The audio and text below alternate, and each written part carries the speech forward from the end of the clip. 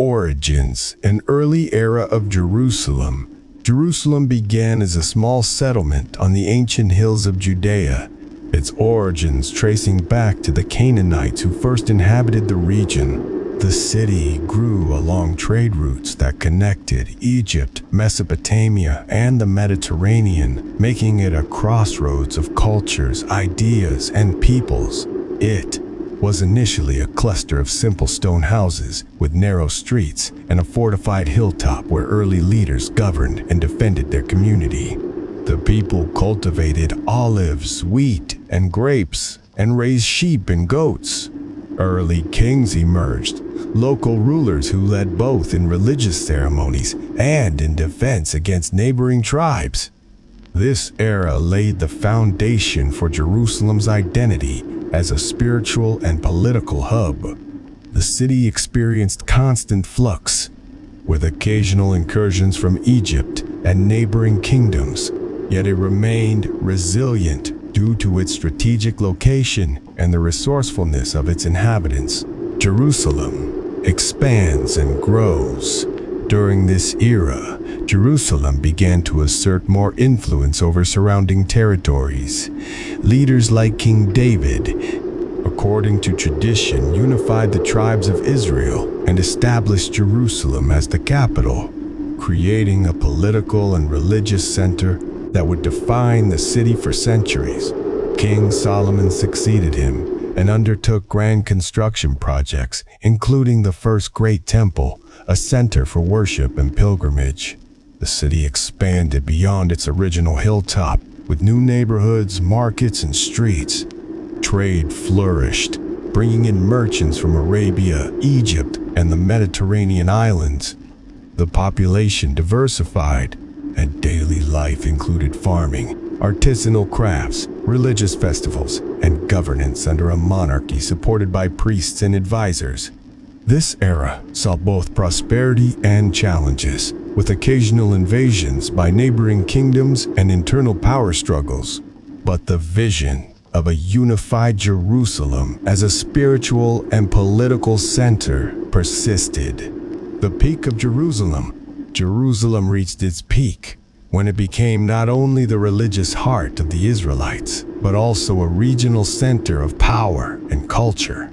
The construction of the first temple by Solomon became a crowning achievement, attracting pilgrims from afar. Architecture reached new heights with fortified walls, palaces, and monumental gates. Jerusalem became a symbol of devotion, law, and governance, its leaders viewed as both spiritual and political guides. During this time, Jerusalem governed surrounding towns, organizing trade, taxation, and defense. Roads connected it to Mediterranean ports, and caravans carried olive oil, wine, and precious stones. Religious scholars, warriors, and artisans thrived, and the city developed a sophisticated culture of law, ceremony, and diplomacy. Jerusalem's influence extended beyond its walls, and neighboring civilizations watched its rise with a mixture of admiration and envy. The decline in modern Jerusalem. Jerusalem's decline came with conquests by foreign empires, including the Babylonians, Persians, Greeks, and Romans. Each conquest brought destruction and rebuilding, leading to a city that bore the marks of multiple civilizations. The first temple was destroyed, and later, the second temple faced its own destruction. The city became a symbol of endurance and faith, its population fluctuating under the pressures of war, exile, and migration. Today, Jerusalem is a city of complex history and deep religious significance for Jews, Christians, and Muslims. It continues to be a center for pilgrimage, governance, and cultural exchange. Its hills, markets, and holy sites tell a story of survival, adaptation, and the interplay of human ambition and devotion. The early days of Jerusalem. In detail. In the beginning, Jerusalem was a modest settlement on a rocky hill surrounded by fertile valleys. The people lived in stone and mud brick homes with flat roofs, some of which doubled as storage for grain and olive oil. Narrow, winding paths connected clusters of homes and led to the fortified citadel atop the highest hill. The city was ruled by chieftains who combined political and religious authority, mediating disputes among clans and performing sacred rites. Daily life was centered on agriculture, tending goats and sheep for milk and wool, planting wheat and barley, and harvesting olives for oil. Women wove cloth, ground grain into flour, and prepared meals over open fires. Children learned to fish in nearby streams, herd animals, and memorize the stories of their ancestors. Markets were modest but lively, with traders exchanging pottery, textiles, and basic tools. The leaders of this era were both brave and cautious. One such leader, a figure known in tradition as Melchizedek, served as priest and king, offering sacrifices and blessing travelers who came to the city.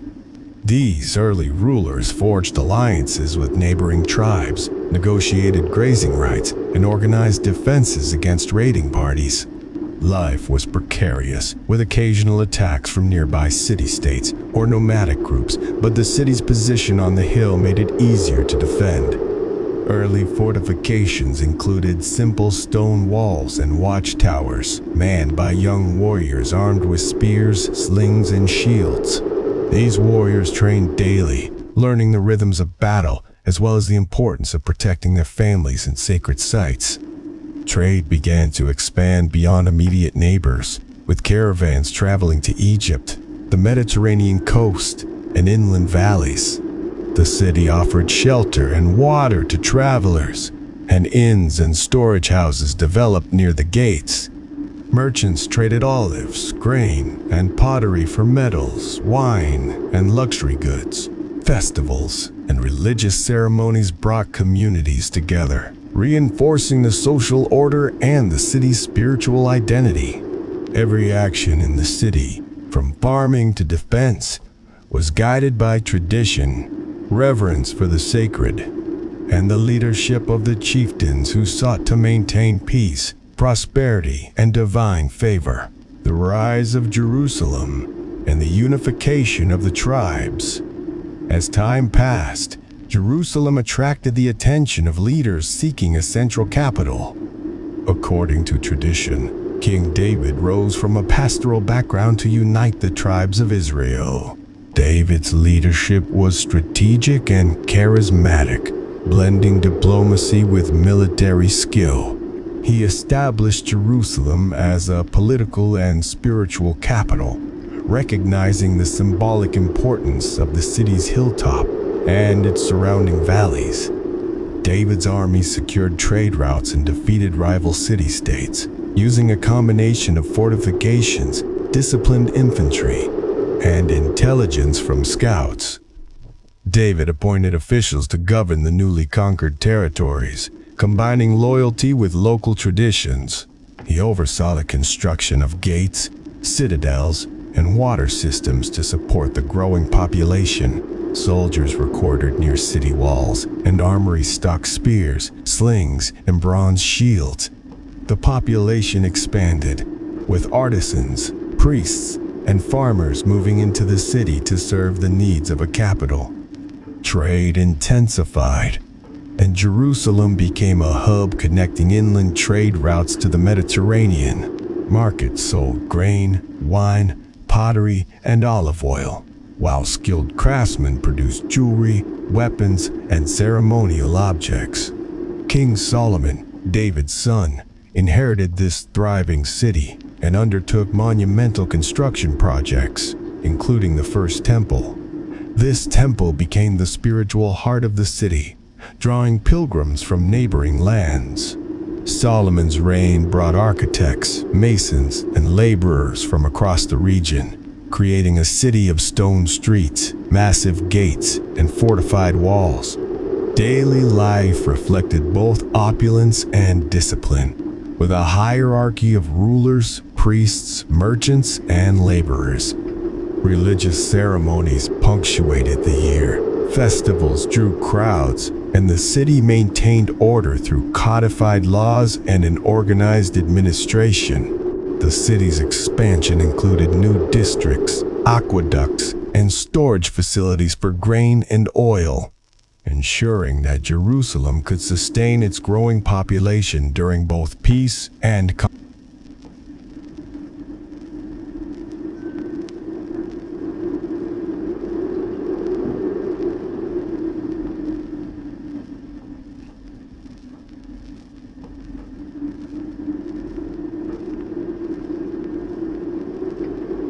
Jerusalem at its peak. During the era of Solomon, Jerusalem became a shining jewel of the ancient world. The city was now a hub of religion, politics, trade, and culture. The first temple, built of massive stones and cedar imported from Lebanon, towered over the city, its inner sanctum filled with gold, incense, and sacred artifacts. Priests performed daily rituals and guided pilgrims who traveled from far-off lands, offering sacrifices and prayers. The streets bustled with merchants selling olives, wine, fine pottery, jewelry, and rare spices. Caravans arrived from Egypt, Phoenicia, and Arabia, bringing exotic goods and news of distant lands. King Solomon ruled with wisdom and a careful hand, appointing governors over each district and establishing a council to oversee trade, justice, and defense. Citizens lived in stone houses, many with flat roofs for drying grain or social gatherings. Streets were lined with shops, workshops, and public gathering spaces. Children learned trades from their parents, studied scripture, and trained with slings and small shields. Women wove fine cloth, prepared food, and maintained household shrines. The city's defenses were formidable. Massive stone walls surrounded Jerusalem, punctuated with watchtowers and gates named for distant lands, serving as both symbolic and practical markers of power. Soldiers drilled daily, armed with bronze swords, shields, and spears, ready to repel invaders. Jerusalem's army was organized into divisions that could mobilize quickly, and scouts kept watch on the surrounding hills for signs of approaching enemies. Solomon expanded Jerusalem's influence beyond its walls. Neighboring cities and villages became vassals, paying tribute in grain, livestock, and precious metals. Governors oversaw local affairs, ensuring loyalty and collecting taxes. Jerusalem maintained trade relations with Egypt and Tyre, importing timber, silver, and luxury goods while exporting olive oil, wine, and crafted wares. Festivals and religious ceremonies were central to daily life. Citizens gathered at the temple for high holy days, bringing offerings and participating in public feasts. Scholars, priests, and scribes recorded laws, genealogies, and stories, preserving knowledge for future generations. Life in Jerusalem combined piety, commerce, learning, and vigilance. Its citizens took pride in their city's splendor, and its reputation as a cultural and spiritual center spread across the region, inspiring awe and respect from neighboring civilizations. Jerusalem's wars and challenges. Even at its height, Jerusalem faced threats. Neighboring kingdoms eyed the city's wealth and strategic location. Skirmishes erupted on the outskirts, sometimes escalating into larger conflicts. Soldiers trained relentlessly, mastering archery, hand-to-hand combat, and siege defense. Key battles were fought in valleys and on hills surrounding the city, where warriors used knowledge of terrain to their advantage. Armies were organized in ranks, with chariots, infantry, and archers working in coordinated formations. One of the most challenging periods involved conflicts with the Philistines. These fierce enemies raided border villages, demanding tribute or engaging in battle. Jerusalem's defenders used watchtowers, signal fires, and fortified gates to detect attacks early. Legends describe how leaders rallied citizens to defend the city, combining bravery, strategy, and religious ceremony to inspire unity. Victory depended not only on strength, but also on diplomacy, alliances, and intelligence gathered from neighboring tribes. At the same time, Jerusalem had to manage internal affairs. Governors ensured fair taxation and food distribution. Magistrates resolved disputes, and the king mediated conflicts between families and clans. Construction projects continued even during times of tension, including aqueducts, roads, and storage facilities, ensuring the city could withstand sieges and maintain its population. Despite challenges, Jerusalem's peak era was marked by innovation, culture, and prosperity. Citizens took pride in the temple, their markets, and their city's defenses. Traders brought news of distant lands, and artisans created objects of beauty and utility. Scholars debated philosophy and law. Soldiers honed their skills, and religious leaders maintained rituals that reinforced the city's spiritual identity. Jerusalem's power was balanced by its resilience, diplomacy, and the shared devotion of its people to their city, their God, and their king.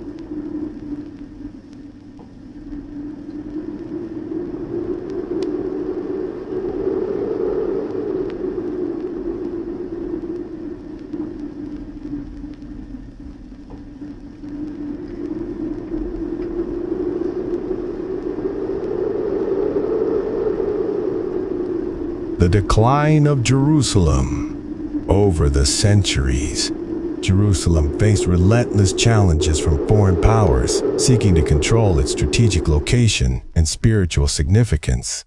The Babylonians arrived first, laying siege to the city and breaching its walls with organized armies and battering rams. The first temple, once a gleaming symbol of Solomon's reign, was destroyed, leaving ashes and ruins where rituals and prayers had echoed for generations. Citizens were exiled, sent to Babylon, while some remained behind to tend the land under strict supervision. The city's streets, once bustling with trade and festivals, were empty, and the markets lay silent. Later, the Persians conquered Babylon and allowed exiled Israelites to return and rebuild Jerusalem. Leaders like Ezra and Nehemiah guided the reconstruction, restoring walls, gates, and places of worship.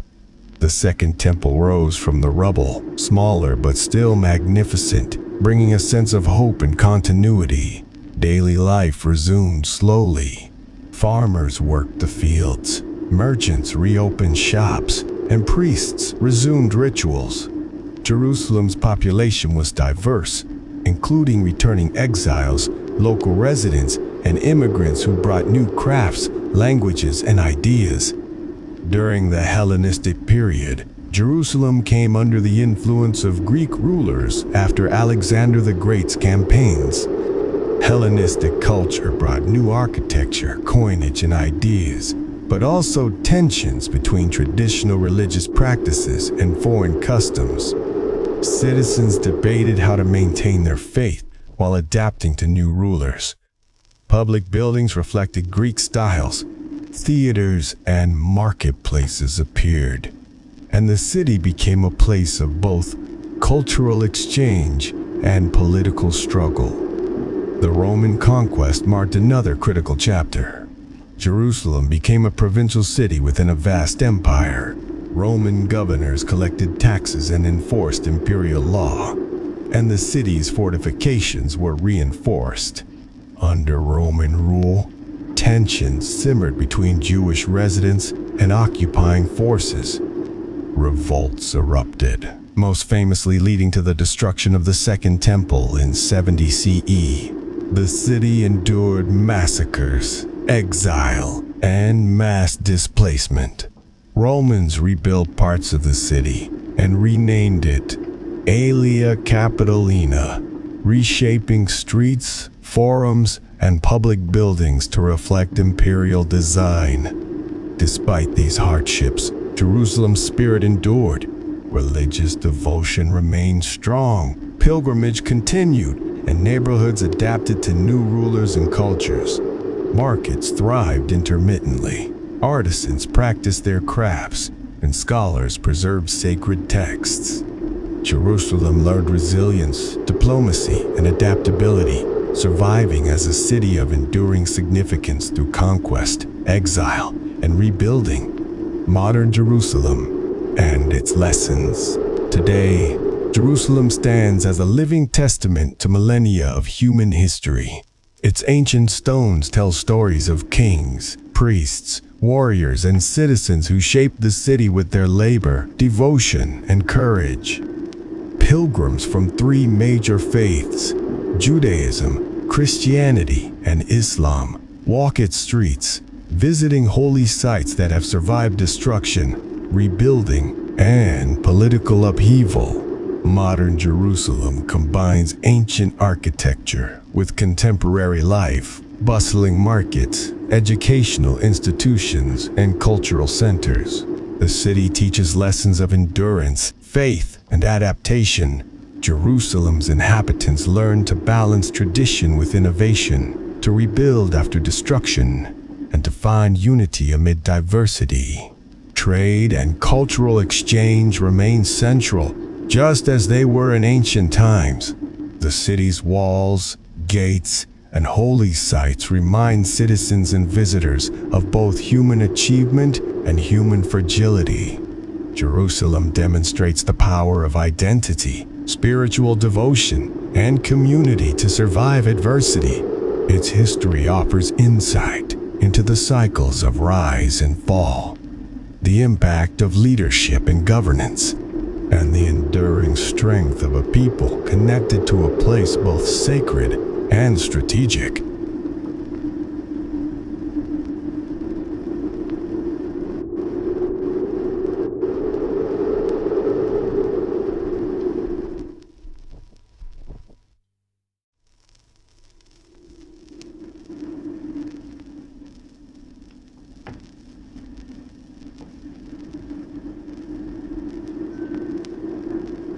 Jerusalem Expanded, a novel of characters and cities. In the age of Solomon, Jerusalem was more than a city. It was the center of a growing realm that reached outward into surrounding towns and territories. Governors were appointed over these regions, each chosen for loyalty, wisdom, and administrative skill. One such governor, a man named Eliakim, oversaw a fertile valley that supplied Jerusalem with grain and olives. He lived in a stone manor surrounded by walls, watched over by soldiers trained in archery and swordplay. Eliakim kept detailed records of harvests, taxes, and trade, ensuring the city's capital received steady supplies while his own people were cared for. In nearby towns, life mirrored the capital, but on a smaller scale. Farmers tended terraced fields, raising sheep and goats while producing wine and olive oil.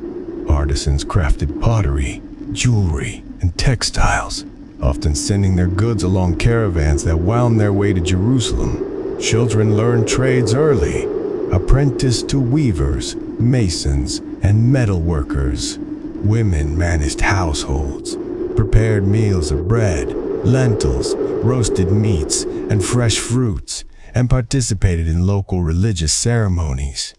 Festivals brought villagers together, and caravans arriving from distant lands introduced exotic spices, dyes, and metals. The city of Jerusalem itself thrived under Solomon's careful governance.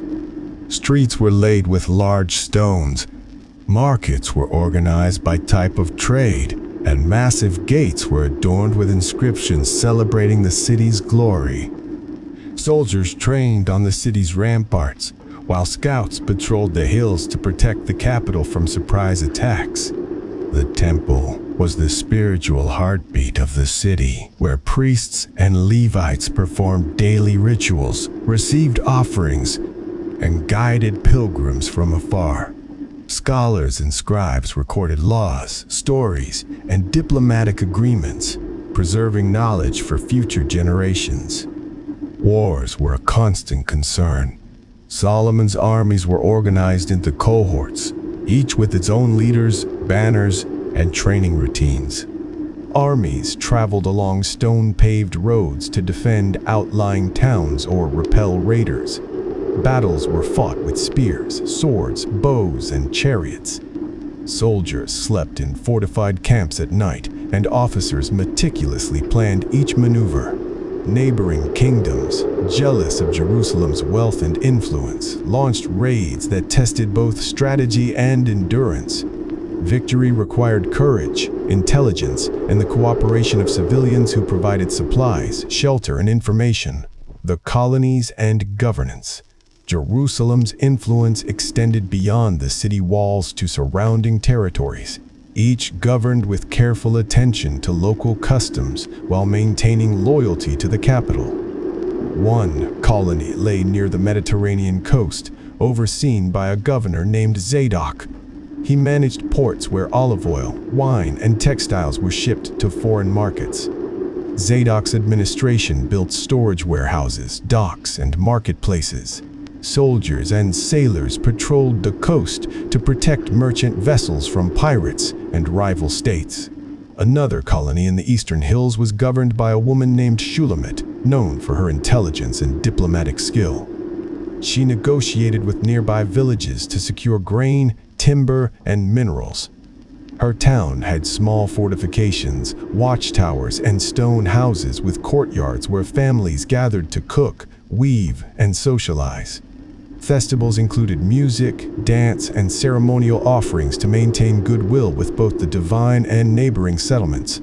Trade linked all colonies to Jerusalem. Caravans traveled along well-maintained roads, carrying goods such as grains, wine, spices, metals, and pottery.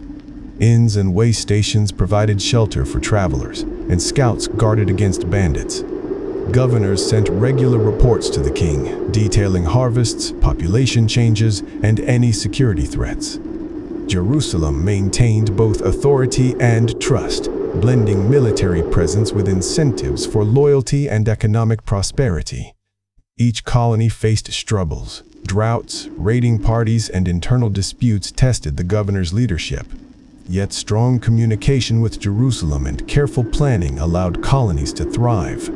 Leaders like Eliakim, Zadok, and Shulamit became legends, celebrated for their wisdom, bravery, and dedication to the city and its people. Their stories intertwined with the soldiers, artisans, merchants, and farmers who made up the living, breathing network of the Jerusalem Empire.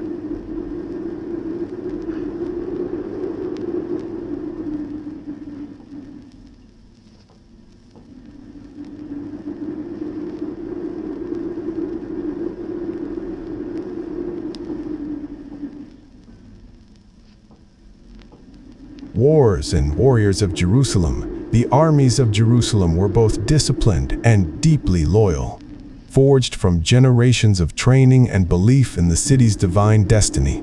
Soldiers drilled daily along the ramparts, practicing spear thrusts, shield formations, archery, and the use of slings.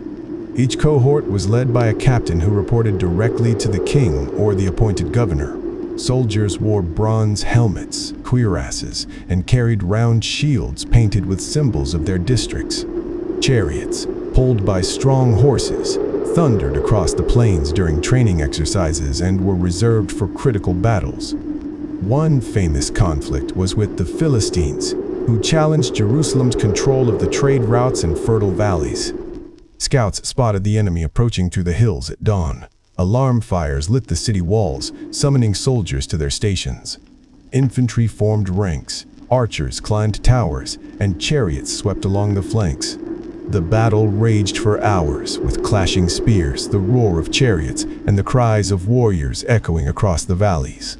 Jerusalem's defenders held their ground through strategy and courage, exploiting knowledge of the terrain and the fortified walls.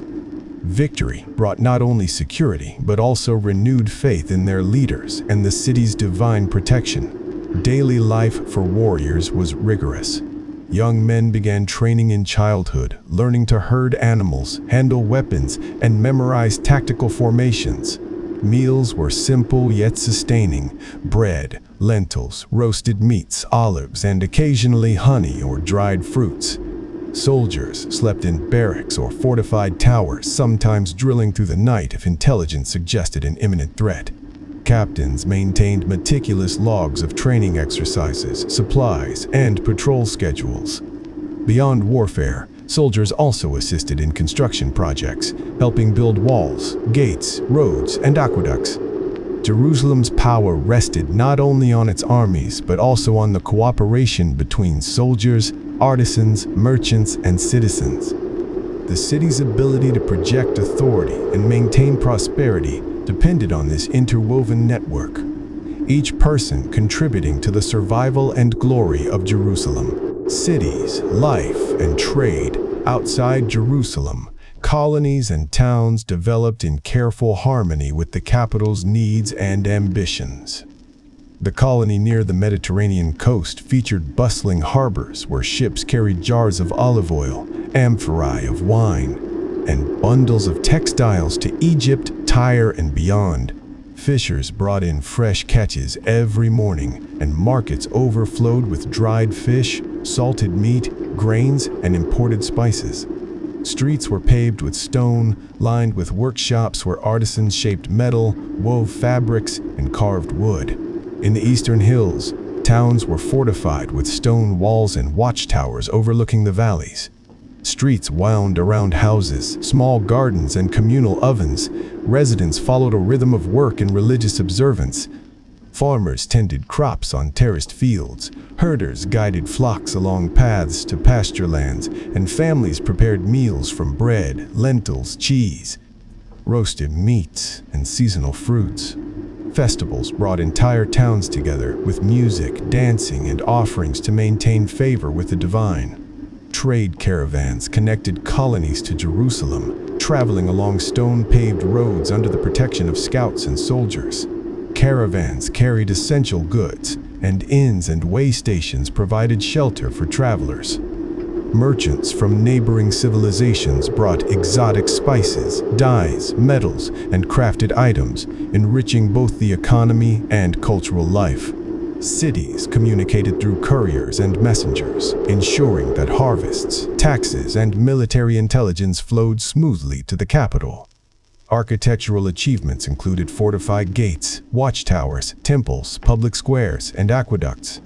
Jerusalem's influence shaped the design and governance of surrounding colonies. Citizens learned from the capital's example, balancing defense, trade, and religious observance. Despite challenges such as raids, droughts, and political tension, the network of cities and colonies supported a thriving and resilient civilization.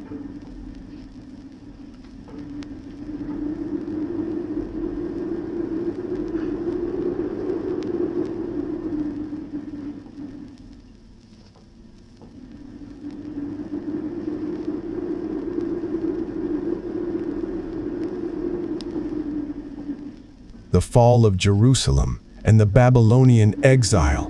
The peace of Jerusalem could not last forever. The Babylonians, seeking control of the Levantine trade routes and fertile lands, marched their armies toward the city. Siege engines rattled against Jerusalem's walls, and battering rams tore at the gates. Inside, citizens prepared for the worst. Families stored grain, fortified homes, and prayed in small courtyards. Priests offered sacrifices at the temple, asking for divine protection while soldiers drilled relentlessly on the ramparts. King Zedekiah, the last ruler of Judah, tried to negotiate peace, but ultimately faced the full force of Babylonian might. The siege lasted months, with famine gripping the city and morale faltering. Young men fought bravely in the streets.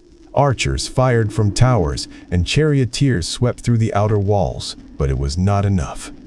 When the Babylonians breached the defenses, The city burned. Homes, workshops, and the temple were reduced to ashes. Citizens were killed, enslaved, or deported to Babylon. Leaders and priests were separated from their people, their authority stripped away. The destruction was total, but the spirit of Jerusalem endured.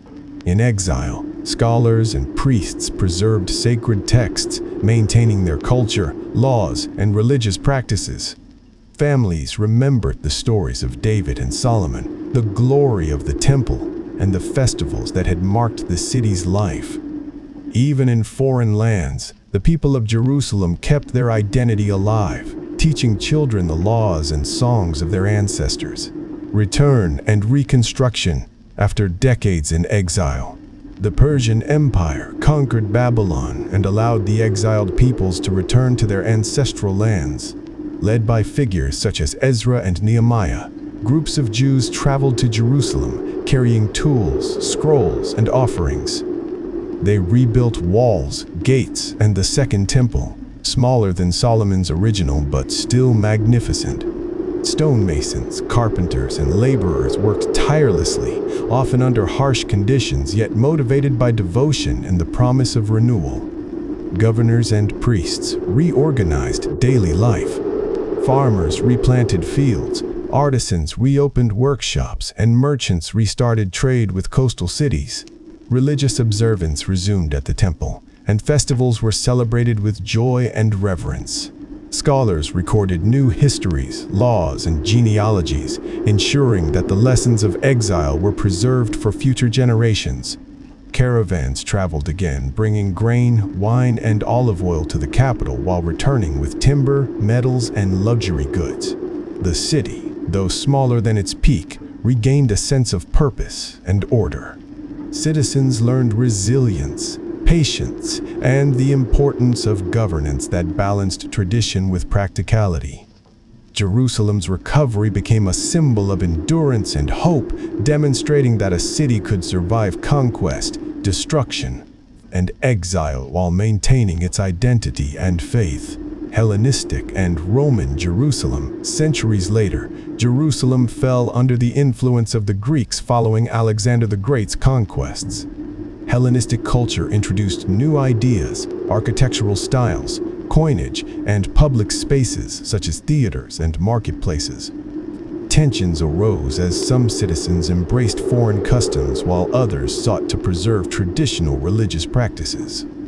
Governors mediated disputes, collected taxes, and reinforced city defenses. Roman conquest brought a new era of control. Jerusalem became a provincial city within the vast empire. Romans rebuilt streets, forums, and public buildings in imperial style. Governors enforced Roman law, collected taxes, and stationed soldiers to maintain order. Tensions simmered, ultimately erupting into rebellion. In 70 CE, the Second Temple was destroyed, leaving Jerusalem scarred yet enduring. Citizens faced exile, massacres, and displacement, yet religious devotion, scholarship, and cultural identity persisted. Life under foreign rule required adaptation. Citizens modified agricultural practices, trades continued under strict supervision, and religious leaders navigated a delicate balance between compliance and faith. Even amid destruction, Jerusalem's people maintained their history, their culture, and their hope for restoration. Lessons from Jerusalem. Across millennia, Jerusalem teaches resilience, faith, and the endurance of culture. Its people survived conquest, exile, and destruction, preserving traditions, texts, and spiritual practices. The city demonstrates the importance of governance, military strategy, trade networks, and cultural cohesion. Jerusalem's story emphasizes that even amid adversity, identity and community can endure. Modern Jerusalem, with its bustling streets, holy sites, and diverse population, stands as a testament to these lessons. Citizens and visitors alike learn from its history that perseverance, adaptation, and devotion can sustain a people and a city through cycles of rise and fall.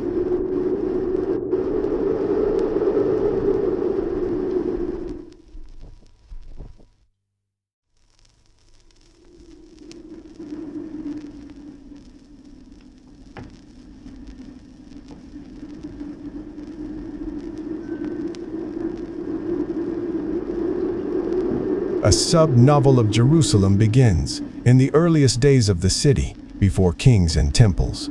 Jerusalem was a collection of families bound by faith and survival. One such family, led by a man named Joram, tended fields of barley and olive groves on the hillsides. His wife, Miriam, taught the children stories of their ancestors, how to weave baskets, grind grain, and recognize the signs of approaching traders or raiders. Joram's eldest son, Eli, trained with a small wooden spear, learning how to defend the family's home and livestock from wild animals or rival clans. The city's small fortifications consisted of rough stone walls and a watchtower atop the hill. From this vantage, sentries like Eli could see distant travelers, smoke rising from faraway villages, or the glint of approaching weapons. Trade began modestly. Merchants brought pottery, tools, and woven fabrics, bartering for grain, olive oil, and livestock. Festivals brought neighbors together with music, dance, and offerings at small shrines, and the elders recounted stories of creation, of divine guidance, and of the city's founding. Life was harsh yet rhythmic.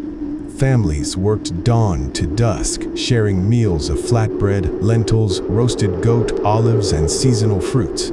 Children played games that strengthened agility and coordination, preparing them for the responsibilities of adulthood.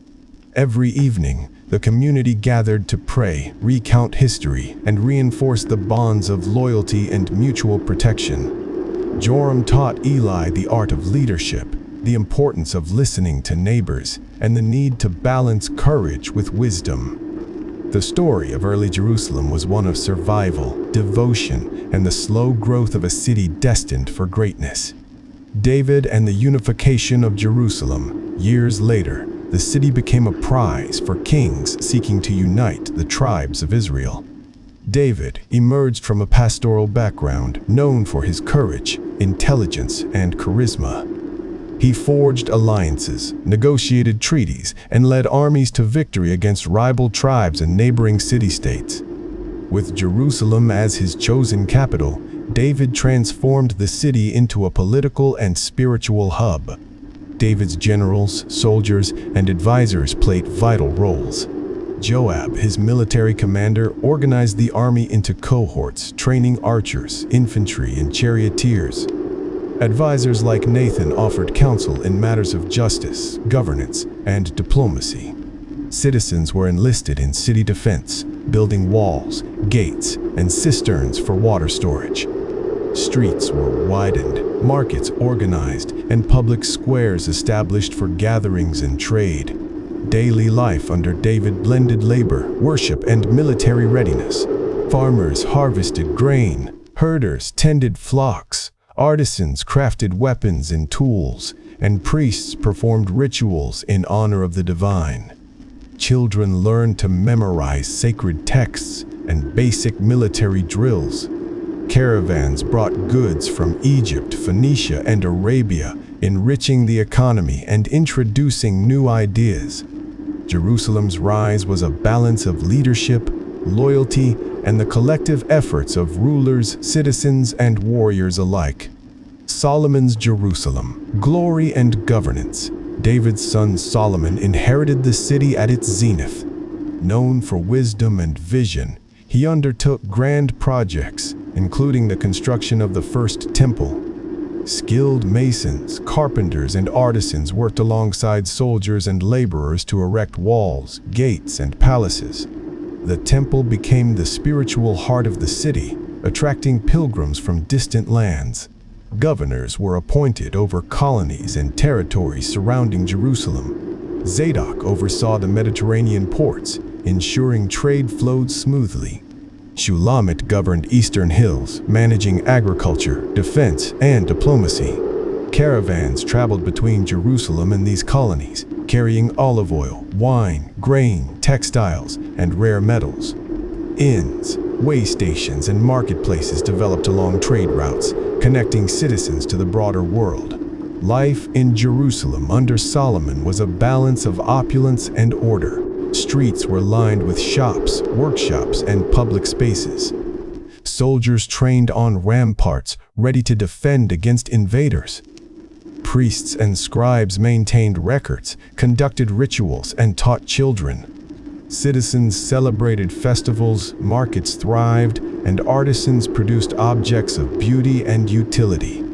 Jerusalem's power rested on leadership, devotion, trade, and the cooperation of its people, ensuring the city's glory and influence spread across the region.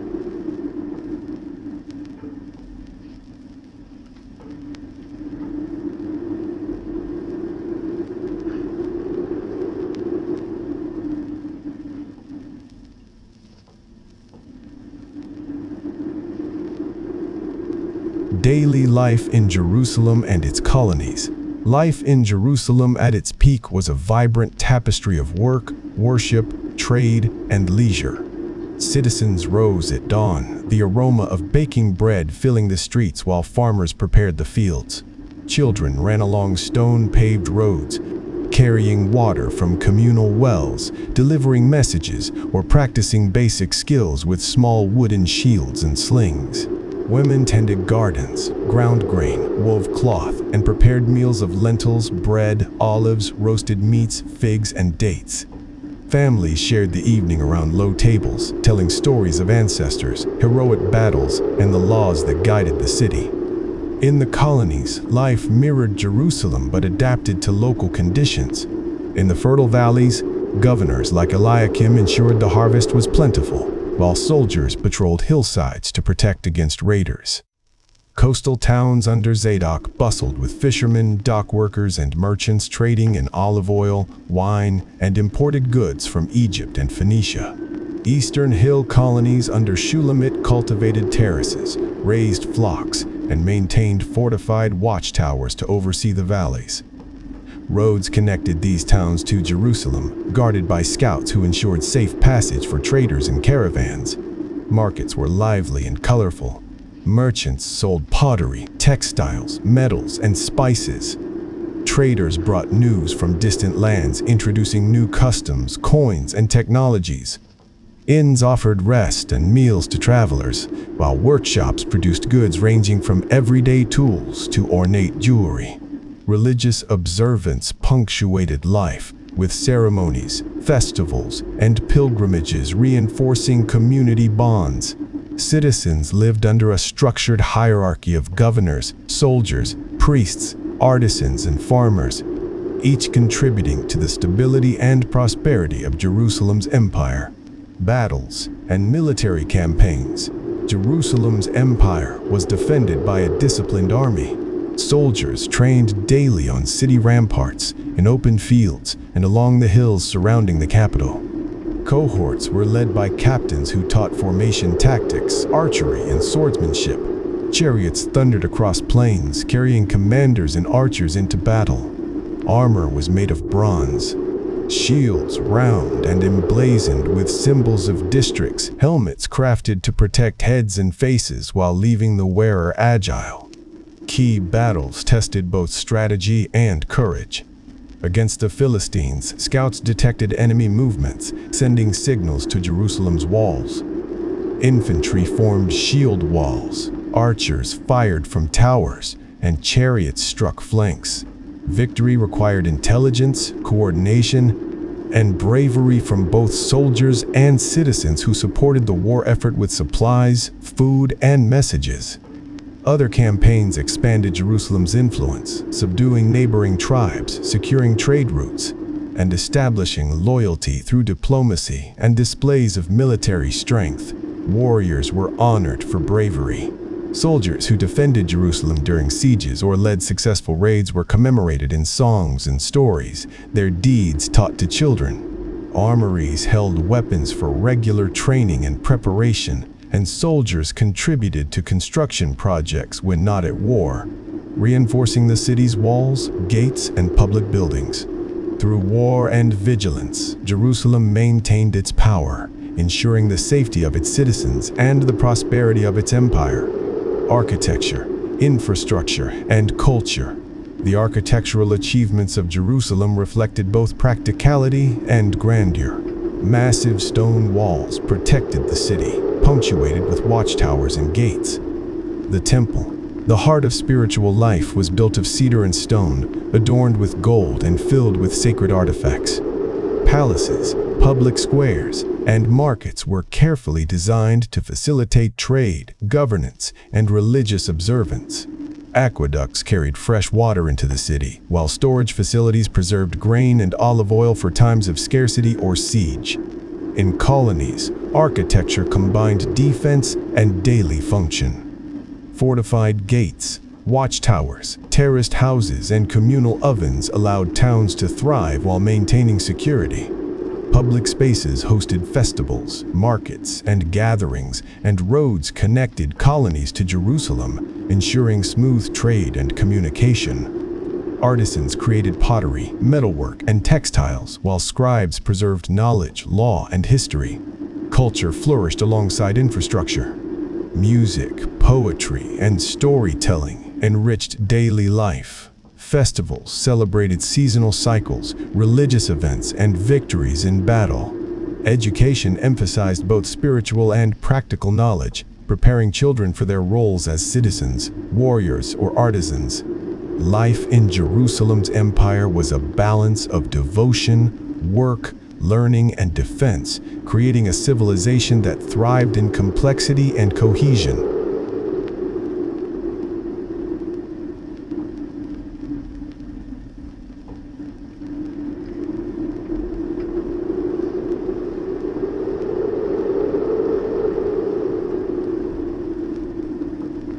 Political intrigue and leadership. Life in Jerusalem was not only shaped by labor, trade, and faith, but also by the intricate web of politics.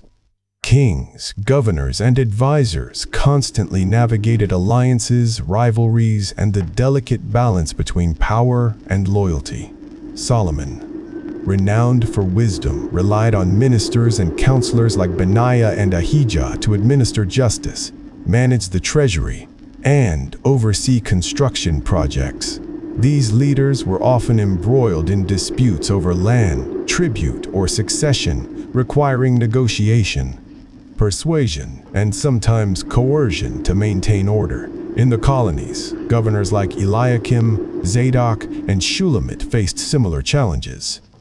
They balanced the interests of local families, merchants, and soldiers while keeping loyalty to Jerusalem intact.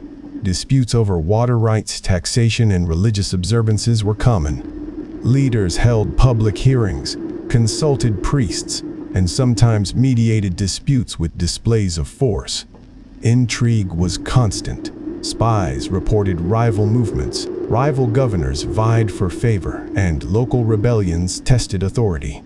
Citizens watched leaders carefully, respecting those who governed wisely and enduring those whose actions favored power over fairness. The capital itself was a stage for diplomacy. Envoys from Egypt, Tyre, and Arabia brought gifts, negotiated trade, and sometimes threatened war.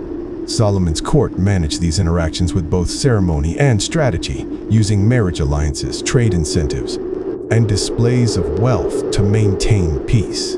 Ambassadors and merchants carried messages and intelligence across vast distances, ensuring Jerusalem remained informed and influential. Leadership was an intricate dance, blending wisdom, strategy, and human ambition, and those who failed often faced exile, disgrace, or worse. Personal stories of soldiers and citizens. Among the many soldiers who defended Jerusalem, one young warrior, Micah, trained from dawn to dusk, mastering archery, swordsmanship, and tactical formations. His father had served before him, instilling discipline and loyalty. Micah patrolled walls, accompanied caravans, and participated in campaigns to secure borders. He lived modestly in a stone house with his family, sharing meals of bread, lentils, and roasted lamb.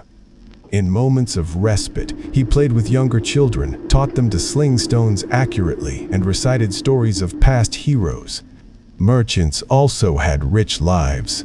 Talia, a merchant from a coastal colony, managed shipments of olive oil and wine, negotiating deals with traders from Tyre and Egypt. She carefully kept records of goods, prices, and taxes, traveling with caravans to ensure delivery and protect her profits. Her days were filled with counting coins, inspecting goods, and navigating negotiations. But evenings allowed her to teach her children to read, write, and weave. Artisans like Lev, a bronze worker, created weapons, ceremonial tools, and household items. His workshop rang with hammers on metal, fires glowing in furnaces, and apprentices learning to craft. Lev's work adorned both the temple and private homes, ensuring that beauty and function coexisted.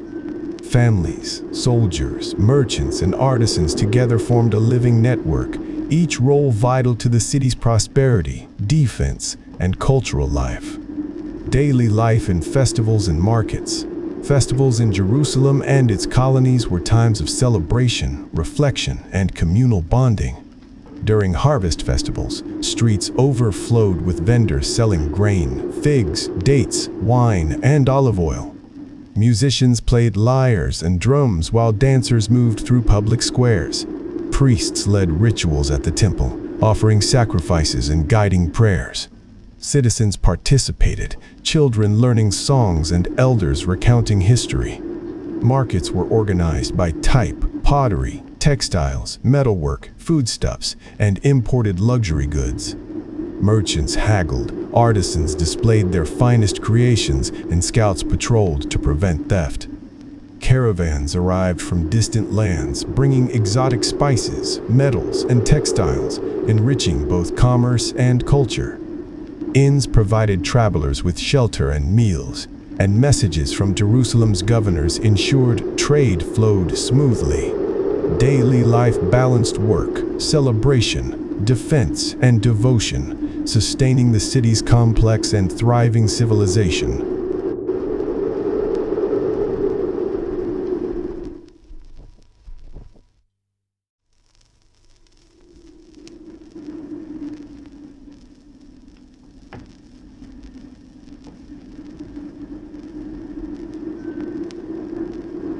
The Babylonian siege and destruction. The years of peace and prosperity in Jerusalem came to a tragic climax when the Babylonian army, led by King Nebuchadnezzar, advanced on the city.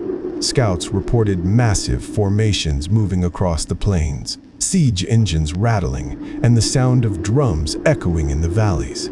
Inside the walls, King Zedekiah and his advisors convened, preparing defenses and stockpiling grain, oil, and water for the long months ahead. Families reinforced homes with stones and mud, while soldiers took positions on ramparts and towers, bows strung and spears sharpened. The siege began with relentless attacks on the gates and walls. Archers rained arrows on the defenders, battering rams shook the gates, and the cries of warriors mingled with the terrified shouts of citizens. Fires consumed outlying homes, and smoke choked the narrow streets. Soldiers like Micah, hardened by years of training, fought desperately, pushing back attackers and covering the retreat of civilians to fortified towers. Yet famine and thirst gnawed at the population, morale faltering under the unrelenting pressure. Finally, Babylonian forces breached the walls. They set fire to buildings, looted workshops, and forced priests and nobles into chains. The first temple, the heart of Jerusalem's spiritual life, was burned, its golden vessels melted or carried away, sacred scrolls lost or destroyed.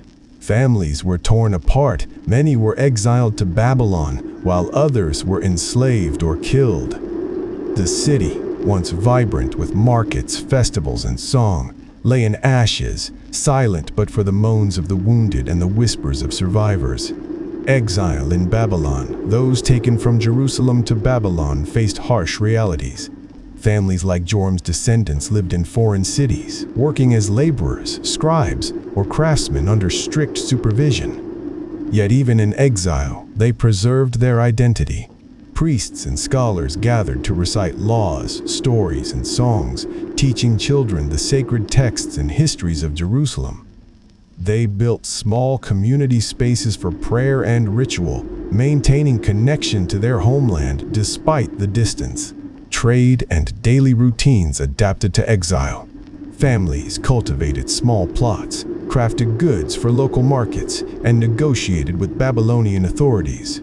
Leaders like Ezra documented laws and traditions, reminding the exiled people of the covenant with their God and the promise of return. Festivals, though subdued, were observed, connecting generations to their culture and reinforcing resilience. The trauma of exile was tempered by hope, memory, and the continuity of learning and devotion. Return and rebuilding. After decades in exile, the Persian king Cyrus conquered Babylon and issued a decree allowing exiles to return to Jerusalem. Leaders like Ezra and Nehemiah organized a return, guiding groups of families carrying tools, offerings, and sacred scrolls. They rebuilt walls, gates, and the Second Temple, smaller than the first, but still a symbol of devotion and continuity. Life resumed cautiously. Farmers replanted terraces, herders guided flocks, and artisans reconstructed workshops. Markets reopened, and caravans reconnected the city with coastal trade routes. Religious life flourished, with priests and Levites performing rituals, festivals marking seasons, and scholars recording history and law. Governance was organized to ensure security, fair taxation, and adherence to tradition. Blending lessons from exile with practical realities of rebuilding, the Second Temple became the heart of spiritual and civic life. Citizens renewed their commitment to community, trade, and defense. Roads, storage facilities, and aqueducts were repaired, ensuring resilience against future threats. Jerusalem emerged smaller yet wiser, strengthened by the lessons of loss, exile, and renewal. Hellenistic and Roman Jerusalem. Centuries later, Jerusalem became entangled in the ambitions of greater empires. Following Alexander the Great's campaigns, Hellenistic culture influenced architecture, coinage, and public life. The city saw theaters, marketplaces, and new ideas, sparking tension between traditionalists and reformers. Governors managed taxation, defense, and diplomacy, balancing loyalty to distant rulers with local traditions. Roman rule brought both order and oppression. Jerusalem became a provincial city with roads, forums, and public buildings reflecting imperial design. Governors enforced Roman law and stationed troops to prevent rebellion. Tensions led to periodic revolts, culminating in the Siege of 70 CE, during which the Second Temple was destroyed. Citizens endured exile, massacres, and displacement, yet religious devotion, scholarship, and communal identity persisted. Even under foreign dominion, Jerusalem's people preserved law, faith, and culture. Families taught children their heritage, artisans continued their crafts, and merchants maintained trade networks. The city became a testament to endurance, showing that identity and devotion could survive conquest, destruction, and exile. Lessons of resilience. The history of Jerusalem teaches that human perseverance, faith, and community can endure through cycles of rise, conquest, destruction, and renewal. Leaders, soldiers, merchants, artisans, and families contributed to the city's survival, each role vital to its prosperity. Jerusalem's citizens learned to balance tradition with adaptation, to rebuild after devastation, and to maintain a shared identity despite exile or foreign rule. Modern Jerusalem stands as a living monument to these lessons. Holy sites, markets, and neighborhoods preserve layers of history, reflecting triumphs and tragedies alike. Pilgrims and residents alike walk streets that have witnessed kings, warriors, scholars, and common citizens striving for survival, faith, and legacy. The city reminds all who enter that resilience, devotion, and collective effort can sustain a civilization through centuries of trials.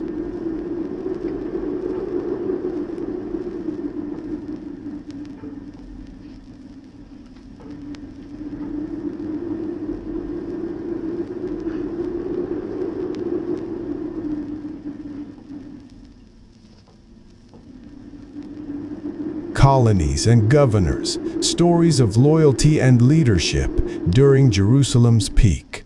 colonies stretched from the fertile valleys to the Mediterranean coast and eastern hills, each ruled by governors tasked with balancing local life and loyalty to the capital. In the coastal colony, Governor Zadok managed the ports, warehouses, and marketplaces where olive oil, wine, and textiles were shipped to Tyre, Egypt, and Arabia. He organized patrols along the shore to protect trade ships from pirates, recruited soldiers from local families, and negotiated with merchants to maintain the flow of goods. Zadok's evenings were spent in his stone manor, reviewing ledgers, sending messages to Jerusalem, and teaching his children about leadership and diplomacy. In the eastern hills, Governor Shulamit oversaw terraced farms, herding routes, and small fortifications. She mediated disputes between villagers over grazing rights, water access, and local taxation. Her watchtowers overlooked valleys where scouts reported any approaching threats. Shulamit balanced diplomacy and firmness, rewarding loyalty with grain or trade opportunities while punishing those who undermined order. Families in her colony lived in stone houses with courtyards for cooking, weaving, and social gatherings. Children played in open fields, learning both household skills and the basics of defense, while women cultivated gardens, prepared food, and maintained local shrines. In fertile inland valleys, Governor Eliakim managed vast fields that supplied Jerusalem with grain, olive oil, and wine. He coordinated with caravans to transport goods to the capital, arranged labor for harvest, and organized defense against raiding parties. Soldiers trained on hilltops, learning archery, spear combat, and tactical formations, ready to respond to any threat. Artisans in the colony forged tools, weapons, and ceremonial objects, ensuring the community could thrive while remaining connected to Jerusalem's central authority. Life in each colony was a microcosm of Jerusalem itself, a balance of trade, agriculture, military readiness, and religious observance. Governors acted as both rulers and mediators, ensuring that citizens' needs were met while reinforcing the city's influence. These colonies were vital arteries of the empire, sustaining Jerusalem's power and connecting the capital to distant regions through commerce, culture, and loyalty, trade and transportation. Trade was the lifeblood of Jerusalem's empire. Caravans traversed stone-paved roads connecting the capital to colonies and neighboring nations. Goods included olive oil, wine, grain, textiles, pottery, metals, and spices.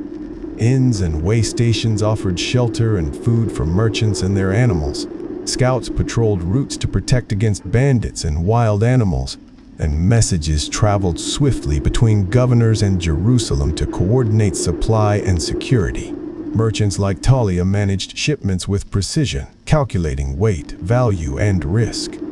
She traveled with her goods, negotiating with other traders, supervising unloading at docks, and ensuring the safe delivery of cargo to Jerusalem. Coastal trade brought exotic spices, dyes, and crafted goods, enriching both colonies and the capital. Inland trade relied on pack animals and carts, carrying staples like grain, oil, and pottery. Markets in Jerusalem were organized by type: foodstuffs in one section, crafts in another, and imported luxury goods in specialized stalls. Daily commerce depended on trust, skill, and communication. Families of merchants, soldiers, and artisans cooperated to ensure the flow of goods and information. Festivals increased trade, drawing merchants and pilgrims from afar. Trade not only sustained life but also fostered cultural exchange, bringing new ideas, technologies, and religious practices to Jerusalem and its colonies. Festivals, religion, and community life. Festivals were central to both Jerusalem and its colonies. Harvest festivals celebrated abundance, with offerings at the temple, music, dancing, and feasting. Religious ceremonies reinforced social cohesion, marking life's milestones and seasonal changes. Priests guided rituals, while families participated in communal prayers and offerings. Children learned sacred songs and stories, embedding both faith and history in their daily lives. In colonies, Local shrines served as centers for worship and social gatherings. Women prepared food, decorated communal spaces, and organized celebrations. Men and children participated in music, storytelling, and games. Festivals also reinforced loyalty to Jerusalem, with governors sending representatives in tribute, ensuring a shared cultural and spiritual identity across distant lands. Education and apprenticeship were interwoven with daily life. Children learned trades, agriculture, and religious practices. Artisans trained the next generation, while scholars taught law and history. Soldiers trained in tandem with daily chores, ensuring readiness while contributing to labor and construction projects. Community life was a balance of work, worship, learning, and celebration, sustaining the empire's prosperity and cohesion. If you say continue,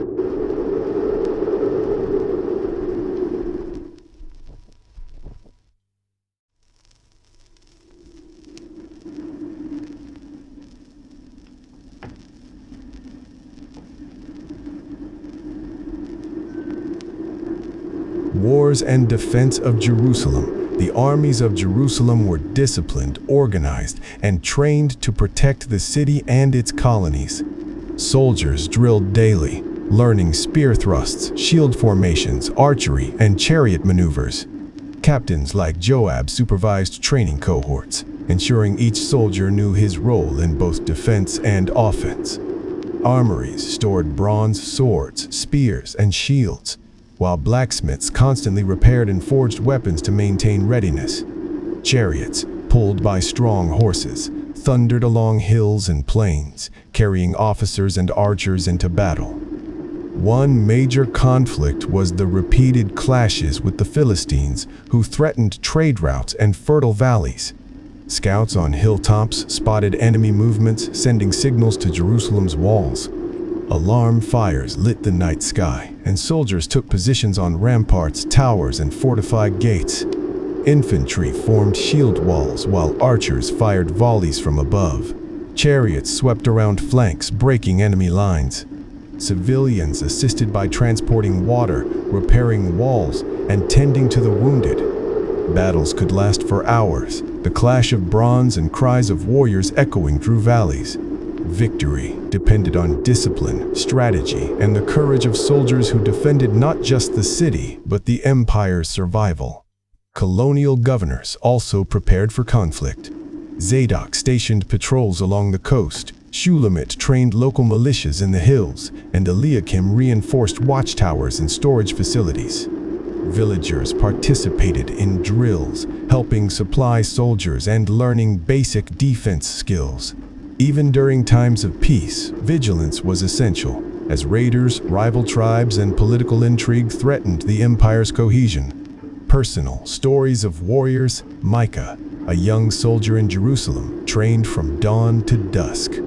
His father had served before him, instilling discipline and loyalty.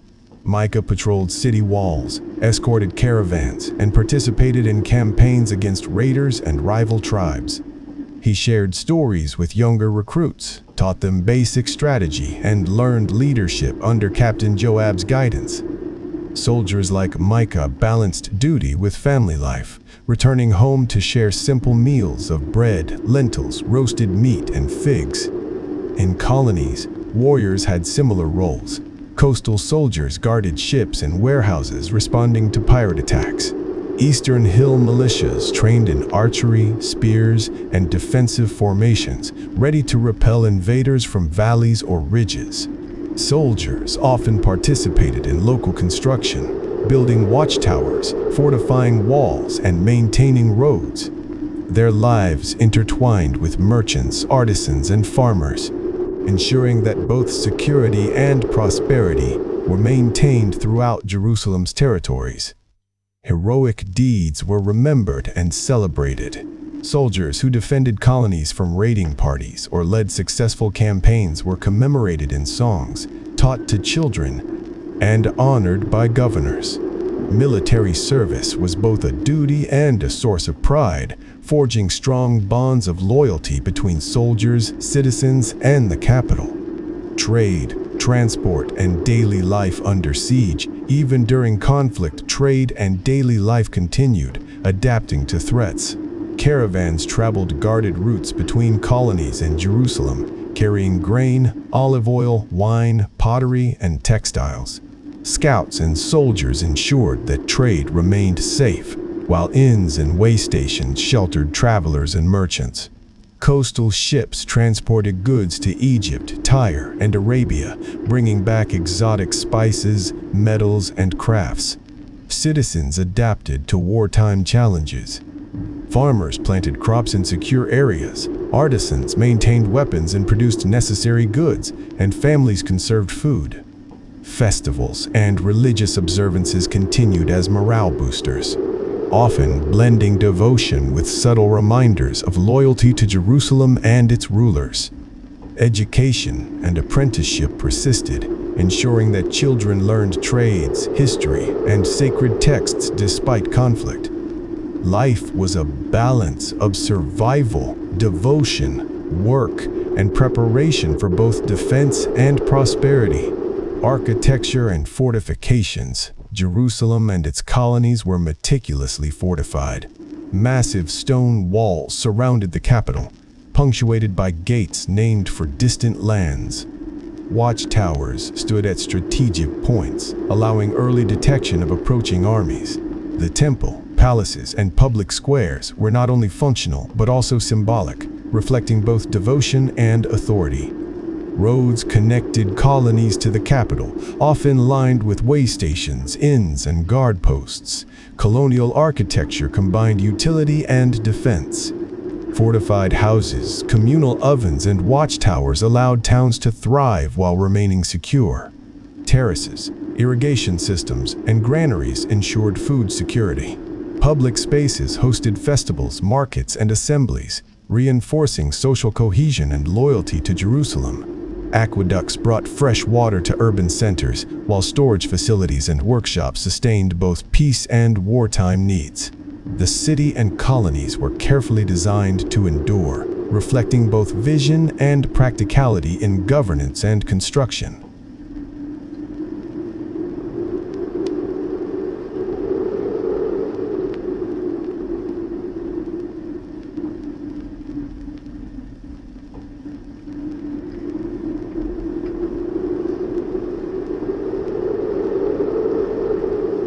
Beginning of decline, Babylonian threats. After centuries of prosperity, Jerusalem's empire faced mounting external pressures. The Babylonians, powerful and ambitious, eyed the fertile valleys, trade routes, and religiously significant city with intent. Scouts reported massive armies moving across the plains, battering rams at the ready, siege towers looming. Inside Jerusalem, King Zedekiah consulted his advisors, weighing diplomacy, fortification, and preparation for the inevitable conflict. Governor Eliakim reinforced storage facilities and watchtowers in inland colonies, while Shulamit drilled militias in the hills. Coastal defenses under Zadok patrolled against any disruptions to trade routes that might weaken the city's economy. Citizens stockpiled grain, oil, and water. Priests offered prayers at the temple, and soldiers trained relentlessly on walls and ramparts. Anxiety hung over the city as families clutched their children and whispered stories of past glories, preparing for the test that would define Jerusalem's survival. The Babylonian siege. The Babylonians arrived at dawn, the sun glinting off bronze helmets and iron-tipped spears. Siege engines rattled against the city gates while arrows and stones rained down from the enemy towers. Citizens scrambled to carry water and food to soldiers on the walls, while children and elders were ushered into secure courtyards. Fires broke out in the outer neighborhoods, smoke filling the air and masking the sounds of battle. Soldiers like Micah and cohorts of trained archers held the ramparts with disciplined precision. Shield walls formed, spears thrust outward, and chariots struck the enemy flanks when openings appeared. Despite valor and strategy, famine and thirst gnawed at the defenders. Each day of siege brought mounting casualties, desperate measures, and the grinding toll of exhaustion. Families hid in cellars and fortified homes, praying for relief that seemed distant. After months, Babylonian forces breached the walls. Fires consumed neighborhoods, and the first temple was destroyed in flames. Gold vessels melted, sacred scrolls perished, and priests were forced into chains. Citizens were killed, enslaved, or deported.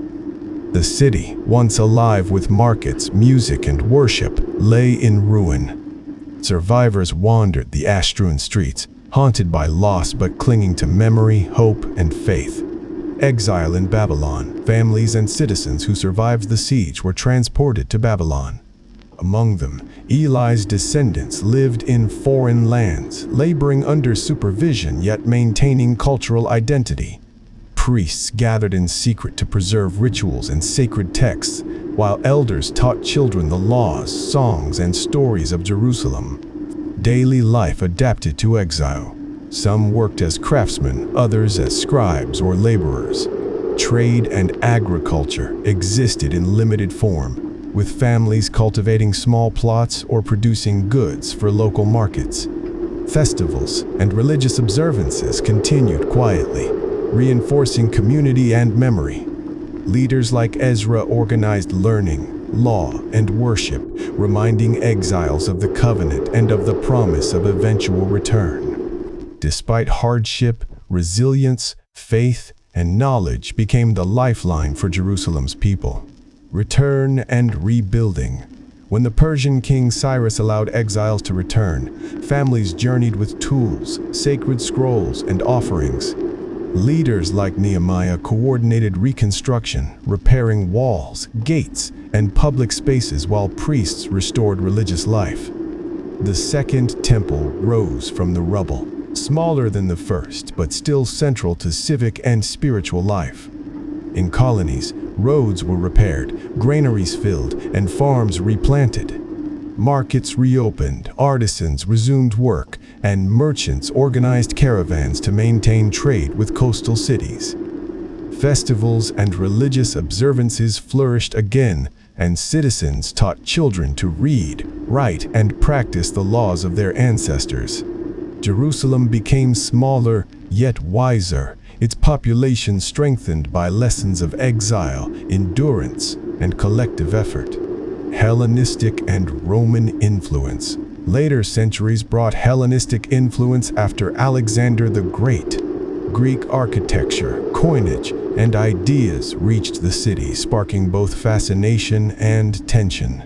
Some citizens embraced new culture, others resisted.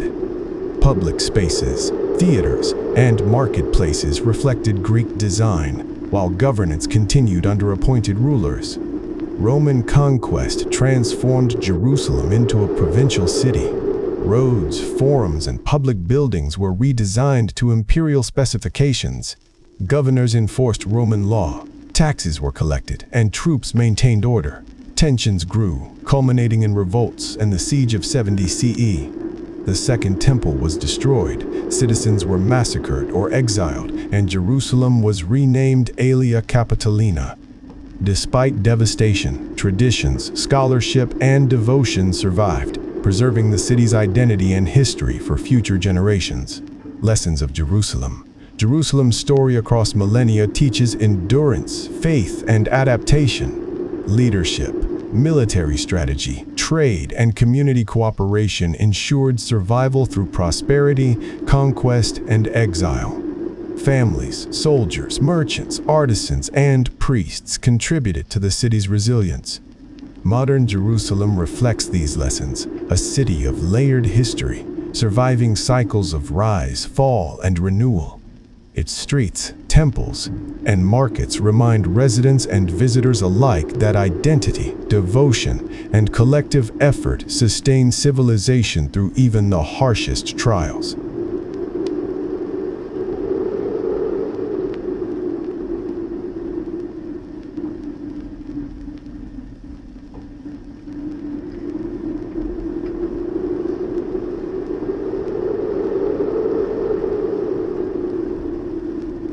The coastal colony, Zadok, and the harbor. In the bustling coastal colony, Governor Zadok oversaw the harbor that connected Jerusalem to the wider Mediterranean. Ships arrived daily, their hulls laden with amphorae of wine, olive oil, and jars of exotic spices from Tyre, Egypt, and beyond. Zadok inspected cargo, negotiated trade agreements, and maintained order along the docks. His sons trained with soldiers to defend the colony, learning spear, shield, and archery skills. Merchants like Talia organized the unloading and storage of goods, tracking inventories in ledgers carefully maintained by scribes. Artisans worked nearby, crafting pottery, metal tools, and jewelry to be sold both locally and in Jerusalem. Soldiers patrolled the docks, protecting against pirates, raiders, and rival traders. Festivals at the colony included music, dancing, and offerings at the local shrine, reinforcing faith and loyalty to Jerusalem. Nights were filled with the scent of roasting fish, the crackle of fires, and stories of sea voyages and heroic battles. The Eastern Hills, Shulamit, and the Terraces. In the Eastern Hills, Governor Shulamit balanced the demands of agriculture, defense, and diplomacy. Terraced fields stretched across steep slopes where farmers grew wheat, barley, and grapes. Watchtowers on hilltops allowed scouts to monitor valleys for approaching threats. Shulamit organized militias, trained young men in archery and spear techniques, and mediated disputes among villagers over land and water rights. Daily life involved labor, education, and worship. Children learned farming skills, religious texts, and basic military drills. Women cultivated gardens, prepared meals of bread, lentils, olives, and roasted meats, and maintained local shrines. Festivals brought villagers together for music, storytelling, and communal feasts. Trade caravans traveled along winding roads carrying grain, wine, and olive oil to Jerusalem, connecting the hills to the capital while maintaining the colony's prosperity and security. The inland valleys, Eliakim, and the grain fields. Governor Eliakim managed fertile valleys that supplied Jerusalem with the empire's staple foods. Fields of wheat, barley, and legumes stretched for miles, irrigated by canals and fed from nearby springs. Soldiers patrolled the borders to protect against raiders, while artisans produced tools, weapons, and household goods. Caravans departed regularly for Jerusalem, carrying sacks of grain, jars of olive oil, and bundles of textiles. The governor coordinated schedules, security, and trade permits. Festivals were celebrated with dances, music, and offerings at small temples, reinforcing loyalty to the capital. Children played along the canal banks, learning about agriculture, crafts, and the history of their people. Life was structured yet vibrant, balancing work, defense, worship, and the bonds of community. Personal stories of traders and soldiers. Among the merchants, Talia traveled with caravans from the coastal colony to Jerusalem, ensuring timely delivery of olive oil and wine. She negotiated with traders, supervised unloading, and guarded the merchandise against theft. Soldiers like Micah accompanied caravans, protecting them from raiders and teaching young apprentices the skills of defense. In the hills, Shulamit's militia included young warriors like Ezra, who trained with bow and spear while assisting with irrigation projects. Artisans like Lev crafted bronze tools, ceremonial weapons, and household items, supporting both daily life and military readiness. Families shared meals, stories, and religious observances, teaching children loyalty, faith, and resilience. The interplay between merchants, soldiers, artisans, and governors ensured the colonies thrived while remaining closely tied to Jerusalem. Festivals, religion, and culture. Across the empire, festivals united colonies and the capital. Harvest celebrations brought together citizens, soldiers, and governors. Music, dancing, and feasting created a sense of shared identity. Religious rituals reinforced devotion, while governors sent offerings and representatives to Jerusalem, symbolizing unity and loyalty. Education was hands-on. Children learned trades, religious observance, history, and military basics. apprentices worked with artisans, while young soldiers trained in small cohorts. Markets overflowed with local and imported goods, and inns hosted travelers carrying news and stories from distant lands. Cultural life thrived alongside commerce, defense, and governance, reflecting the complexity and cohesion of Jerusalem's empire at its height.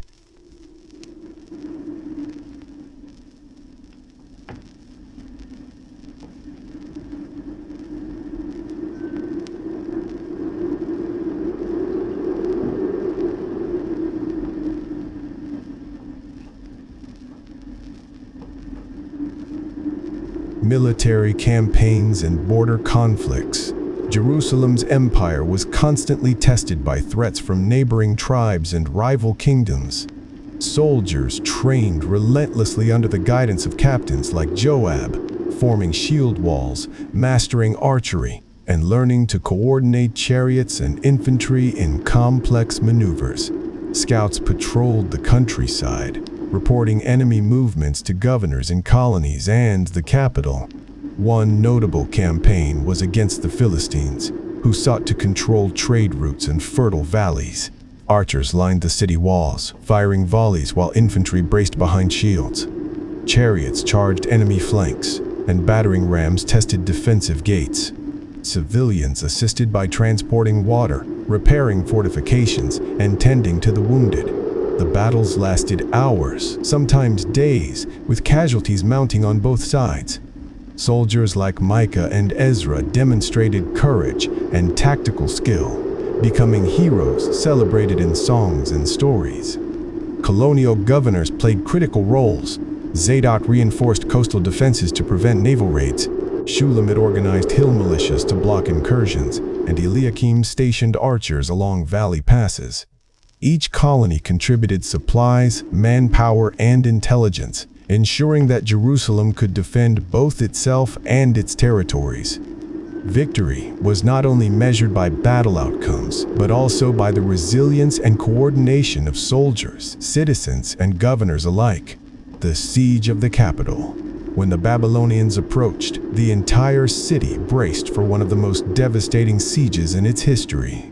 Gates were reinforced, walls repaired, and families brought into secure quarters. Soldiers manned ramparts with bows and spears, archers fired tirelessly, and charioteers patrolled the perimeter. Watchtowers sent signals of approaching forces, lighting alarm fires across the hills. Inside, citizens rationed grain, drew water from cisterns, and maintained morale through prayers and communal support. Children assisted in carrying supplies, elders offered counsel, and priests performed rituals to seek divine favor. Despite bravery, the city faced relentless attacks. Siege engines battered gates, fires consumed outer homes, and famine weakened defenders. Micah and cohorts fought tirelessly, defending breaches while rescuing families trapped in collapsing neighborhoods. After months of resistance, Babylonian forces breached the walls. The first temple was destroyed, gold vessels melted, sacred scrolls lost. Families were killed, enslaved, or deported. Citizens wandered ash-covered streets, haunted by loss but determined to preserve memory, faith, and identity. The siege marked the end of an era, a turning point that would test the endurance of Jerusalem's people for generations. Exile and survival in Babylon. Survivors of the siege were transported to Babylon. Life was harsh, yet community and faith endured. Families worked as laborers, scribes, and artisans, while elders and priests preserved laws, rituals, and sacred stories. Children were taught the history of Jerusalem, the laws of their ancestors, and songs to maintain cultural identity. Leaders like Ezra organized education, worship, and communal life, ensuring cohesion among exiles. Markets, workshops, and small farms allowed daily survival, while festivals and religious observances reinforced continuity. Life in exile required adaptation, patience, and resilience. But memory and devotion kept Jerusalem's spirit alive, laying the groundwork for eventual return and reconstruction. When the Persian king Cyrus permitted the return, families journeyed back to Jerusalem with tools, scrolls, and offerings. Governors like Nehemiah coordinated reconstruction, repairing walls, gates, roads, and public buildings. The Second Temple rose from the ruins, smaller yet central to spiritual life. Colonies revived agriculture, trade, and artisan work. Caravans carried grain, olive oil, and wine to the capital, while markets and workshops reopened. Education resumed, combining lessons from exile with practical skills. Festivals, rituals, and communal gatherings restored faith and social cohesion. Jerusalem emerged smaller, wiser, and more resilient, demonstrating the enduring strength of its people, culture, and governance. Hellenistic and Roman influence. Later centuries brought Greek culture after Alexander the Great. Architecture, coinage, and public spaces reflected Hellenistic influence, while tensions arose between traditionalists and reformers. Governors managed law, taxation, and diplomacy under foreign rulers. Roman conquest transformed Jerusalem into a provincial city. Roads, forums, and public buildings reflected imperial standards. Governors enforced Roman law, taxes were collected, and troops maintained order. Revolts eventually led to the siege of 70 CE. The Second Temple was destroyed, citizens were killed or exiled, yet faith, culture, and scholarship survived. The city's identity endured despite conquest, destruction, and foreign domination.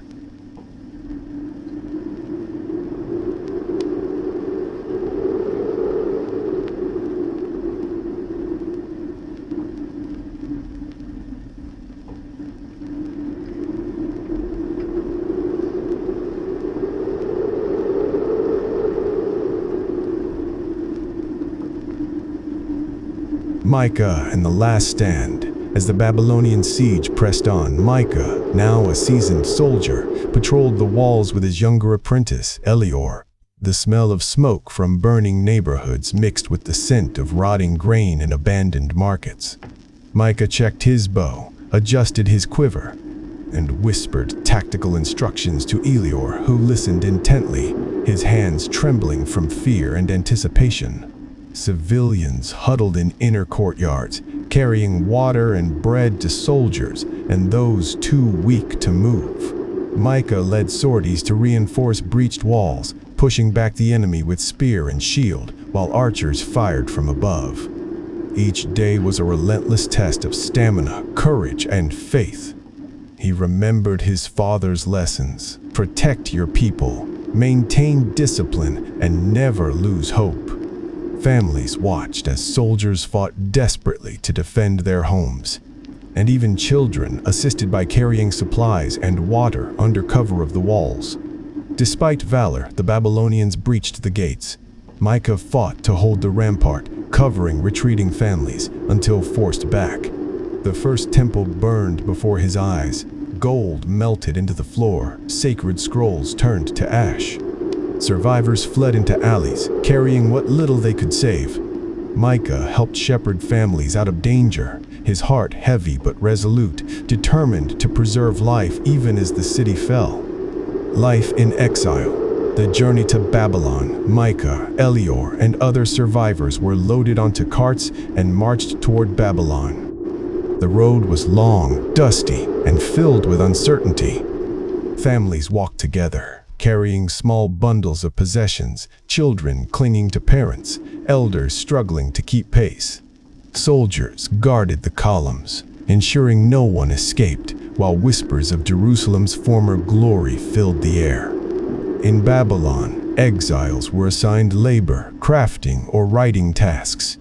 Micah became a foreman, supervising fellow captives as they built structures, repaired roads, or worked in markets. Despite the hardship, the community maintained cohesion. Priests performed rituals in hidden spaces, teaching the next generation about law, history, and worship. Children learned songs and stories of Jerusalem, imagining the streets, walls, and temple they had lost. Life adapted. Families cultivated small plots, Merchants bartered for essentials, and artisans produced tools and household goods. Festivals were observed quietly, reinforcing memory, faith, and identity. Though far from home, Jerusalem's spirit survived in hearts, stories, and the careful preservation of traditions, preparing the exiles for eventual return to Jerusalem, rebuilding the city years later. Under the decree of King Cyrus, exiles returned to their homeland. Micah, now older, walked the familiar hills with Elior, surveying ruins and envisioning a rebuilt city. Families carried tools, sacred scrolls, and offerings, while governors like Nehemiah organized reconstruction, repairing walls, gates, aqueducts, and roads. Work was strenuous. Soldiers and citizens lifted stones, rebuilt terraces, and fortified watchtowers. Artisans crafted doors, vessels, and ceremonial objects. Markets reopened, trade resumed with coastal colonies, and caravans once again carried grain, olive oil, and wine to Jerusalem. The Second Temple rose from the ruins, smaller but central to spiritual and civic life. Citizens celebrated with feasts, music, and prayer, uniting the community through shared labor, devotion, and hope. The Hellenistic era, culture, and tension. After Alexander's campaigns, Greek culture arrived in Jerusalem. Citizens saw new architectural styles, theaters, coinage, and public spaces. Governors balanced the influx of foreign ideas with traditional practices. Schools taught both Greek and local knowledge, sparking curiosity but also tension between reformers and traditionalists. Artisans adapted to new techniques, producing goods reflecting Greek aesthetics while preserving religious symbolism. Soldiers maintained readiness, aware that cultural influence often preceded political domination. Markets featured imported textiles, metals, and pottery.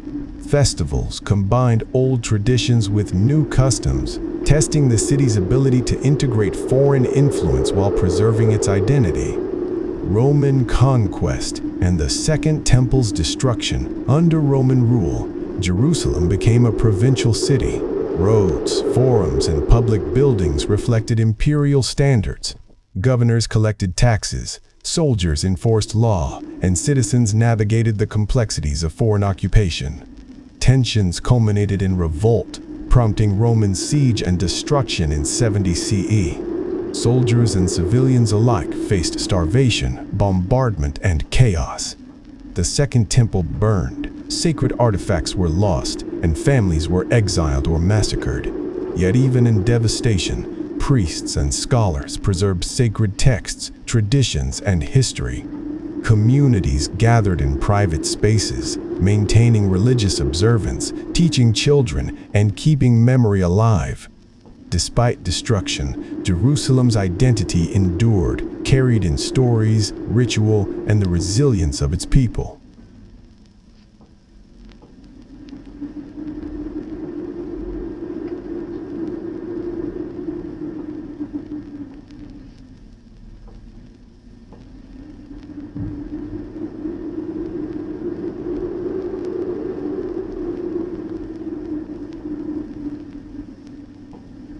Zadok's Harbor, life at the coast. At the bustling coastal colony, Governor Zadok rose before dawn to inspect the docks. Ships rocked gently in the harbor, their sails furled, amphorae of wine and olive oil stacked neatly on wooden pallets. Merchants shouted prices, sailors hauled cargo, and artisans polished tools and mended nets. Zadok's son, Reuben, shadowed him closely, learning the careful balance of authority and diplomacy. Talia, a prominent merchant, organized her cargo for shipment to Jerusalem. She checked the quality of olive oil, tasted wine for fermentation, and counted jars of imported spices. Soldiers patrolled the harbor, their bronze armor clinking, ready to repel pirates or rival traders. Festivals brought temporary relief from labor, music, dancing, and offerings at the local shrine united colonists in celebration. At night, the scent of roasting fish mingled with salt and smoke, while stories of distant lands and heroic naval battles filled taverns and inns. Life here was a blend of trade, vigilance, celebration, and devotion, forming a microcosm of Jerusalem's wider empire. Shulamit's hills, terraces, and vigilance. In the eastern hills, Governor Shulamit oversaw terraced farms and watchtowers. Farmers harvested wheat and barley, herded goats and sheep, and irrigated vineyards along steep slopes. Scouts in towers watched valleys for threats, signaling alarms to militia training in courtyards. Shulamit trained young warriors, teaching archery, spear techniques, and formation drills. Daily life mixed labor, education, and worship. Children assisted with fields, learned sacred texts, and practiced basic defense. Women prepared meals of lentils, bread, olives, and roasted meats while tending gardens and shrines. Festivals united villagers with music, dancing, and communal feasts, reinforcing loyalty to Jerusalem. Caravans brought grains and crafts down winding roads to the capital, linking the hills to Jerusalem's markets and temples. Life demanded discipline, resilience, and cooperation to maintain both prosperity and security. Eliakim's valleys, agriculture, and governance. Governor Eliakim managed the fertile inland valleys, feeding Jerusalem with grain, olives, and wine. Irrigation canals channeled water to vast fields, while soldiers patrolled borders against raiders. Artisans forged tools, weapons, and ceremonial items, supporting both daily life and military readiness. Caravans left regularly for Jerusalem, transporting goods for trade and tribute. Soldiers trained continuously, participating in drills, fortifying watchtowers, and protecting transport routes. Festivals celebrated harvests with music, feasts, and offerings to local temples. Families lived in stone houses with courtyards for cooking, weaving, and social gatherings. Children learned farming, craftsmanship, and religious practices, ensuring continuity and loyalty across generations. Talia's trade routes. Talia organized caravans traveling between coastal and inland colonies and Jerusalem. She carefully recorded goods, weights, and destinations in her ledger. Each journey faced challenges, bandits, rough terrain, and weather. Soldiers accompanied her for protection, and scouts mapped alternative routes. Merchants exchanged olive oil, wine, textiles, pottery, and exotic spices with inland towns, coastal colonies, and Jerusalem itself. Inns provided rest, food, and safety. Festivals were also market days, drawing traders from far and near. Talia maintained strong relationships with governors and artisans, ensuring that the flow of goods continued despite political tensions or natural obstacles. Her meticulous planning and resilience exemplified the vital role of commerce in sustaining Jerusalem's empire. Soldiers of the empire, Micah and Ezra. Soldiers like Micah and Ezra trained relentlessly, mastering both offensive and defensive techniques. Micah led patrols along walls and roads, teaching apprentices the art of archery, spear combat, and formation maneuvers. Ezra, stationed in the hills, coordinated militias, reinforced watchtowers, and supervised border defenses.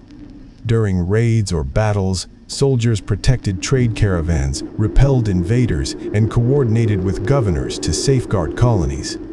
Heroic deeds were celebrated, songs immortalized valor, and families gained prestige through military service. Soldiers also contributed to daily life, building fortifications, repairing roads, and assisting artisans. Their presence ensured that both peace and war could be managed, allowing citizens to farm, trade, and worship with relative security.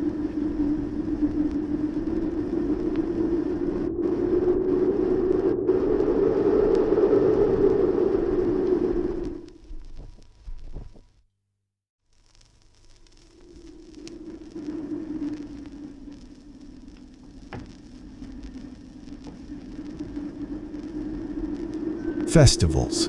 Across the colonies, festivals were the heartbeat of Jerusalem's empire, uniting citizens in joy, devotion, and shared culture.